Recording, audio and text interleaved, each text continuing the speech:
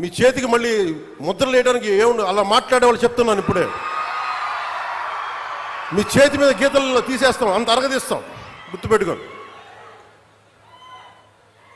ఏమన్నా collectors ఎస్పీల meeting కూడా నేను ముఖ్యమంత్రి గారి సమక్షంలో తెలియజేశాను. ఈ రాష్ట్రంలో రౌడీజం, బెదిరింపులు, మన ఉత్తరాంధ్రలో కూర్చోబెట్టి కొంతమంది బెదిరించి ఒకటే చెప్పాను, రౌడీజం చేసే వాళ్ళని బెదిరించి వాళ్ళని పంపించి కదా మనం వచ్చింది.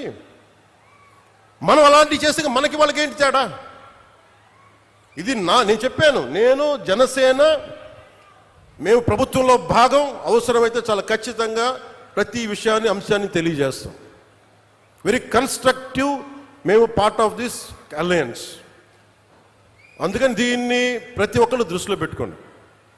అలాగే మీరు వైసీపీ వారికి కూడా చెప్తున్నాను, నాకు మీరంటే గౌరవం. బొత్స గారు లాంటి నాయకులు ఉన్నారు, మా పార్టీలోకి సామినేని ఉదయ్ భాను గారు లాంటి నాయకులు వచ్చారు, శ్రీనివాసులు గారు లాంటి నాయకులు వచ్చారు ఒంగోలు నుంచి, బాలినేని శ్రీనివాసులు లాంటి గారు. అప్పుడు వాళ్ళు బ్యాలెన్స్డ్గా ఉన్నారు, ఇప్పుడు బ్యాలెన్స్డ్గా ఉన్నారు. కానీ మీరు కూర్చొని పాత పద్ధతిలోనే మళ్ళీ మేము ఇష్టారాజ్యాంగంగా చెడతామంటే నేను విసిగిపోయానబ్బా. ఒక జీవితం రోడ్డు మీద వెళ్తుంటే ఒక యాక్సిడెంట్ అయితే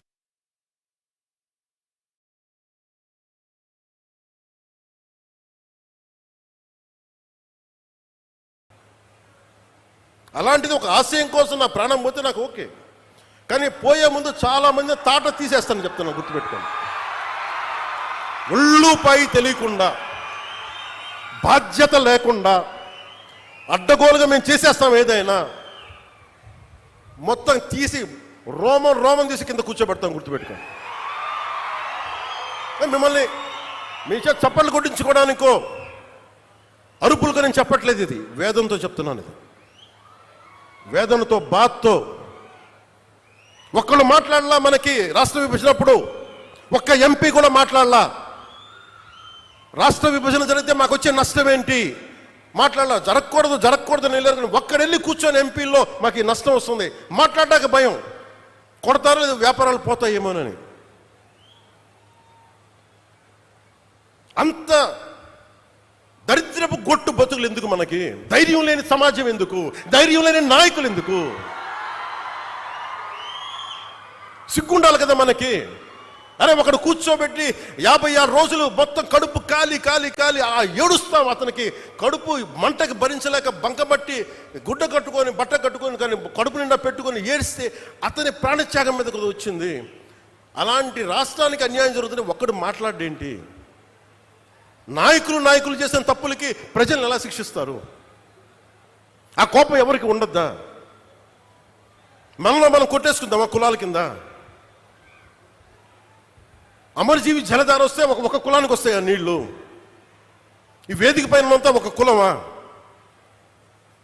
పనిచేసే వాళ్ళంతా ఒక కులమా? ఏం మాట్లాడతారు ఒక్కొక్కరు? కులాల సమూహంతో కూర్చోబెట్టి కొట్టుకుంటాం, కానీ సమిష్టిగా ఇది ఆంధ్రప్రదేశ్, ఇది భారతం, ఇది భారతదేశం అని లేదే ఎవరికి. నాయకులు కూడా కావాలని అదే కోరుకుంటా ఉన్నా. నేను ట్రాన్స్పరెంట్గానే పట్టుకొచ్చాను. 10,000 మందికి ఏకదాటిని ఇచ్చానంటే నా కులపొలను ఇచ్చానా? నేను ముక్కుముఖం తెలియదు నాకు ఒక్కొక్కళ్ళది. నేను ఒకటే చెప్పాను, వెరీ స్ట్రిక్ట్ పాలసీ. నేను 20 మందిని ట్రాన్స్ఫర్ చేయగలను నా పరిధిలో. వెరీ క్లియర్ కట్ ఇన్స్ట్రక్షన్, ఒక లంచం ఉండకూడదు. వారికి ఇప్పించాం 10,000 మందికి, ఒక 10,000 మంది పైచులకు పైగా అట్ వన్ గో. ఇంతకుముందు అదే దానికి రేట్ కార్డు ఉండేది గత ప్రభుత్వంలో. ఈ కార్డు ఇవ్వాలంటే 30,000, దానికి 5,000, 15,000, పారం 60,000, దానికి ఒక 60 కోట్లు 70 కోట్ల ఆదాయం మళ్ళీ దానికి. అవన్నీ తీసేస్తాను కదా ఈరోజు రోడ్లు ఎందుకు వేస్తున్నారు?